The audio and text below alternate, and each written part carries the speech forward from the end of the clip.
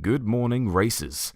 Today we have another Italian car for us to rock around Brands Hatch, the Lamborghini Huracan.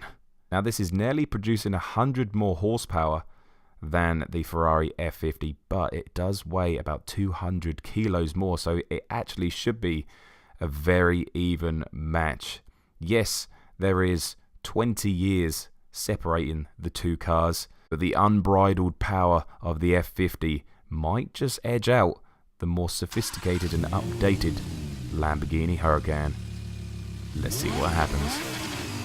So here we go, onto the start-finish straight, and a 134.675 to beat. Now I was expecting this car to be much easier to handle than it actually is.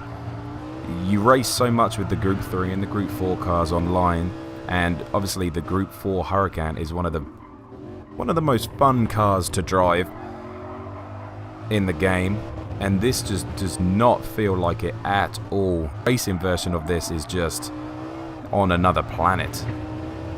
Anyway, back onto the race as we come into the awkward left-hander here, holding it very nicely as we power out.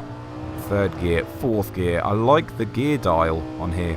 Doing this and sitting inside the cockpit of all the different cars really another experience to the game, as every car has their nuances. The RX-7 with its rev limiter beep that you don't hear when you're in chase cam or bumper cam, and this with the quirky little gear change thing as it seems to tick over as we come into Sheens there, keeping it nearly going onto the grass there as we come into the final two corners here, down to third, cutting it nicely. Can take a lot more rubber there on the cutting of the corners, choosing not to.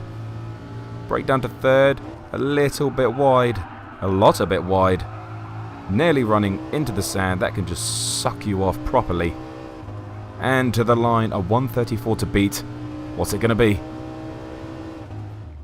And it's a 132.915.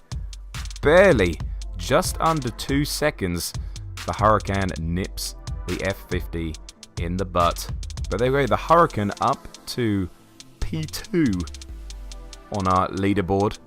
Next up, a GR3 car. Thank you for watching, liking, and subscribing.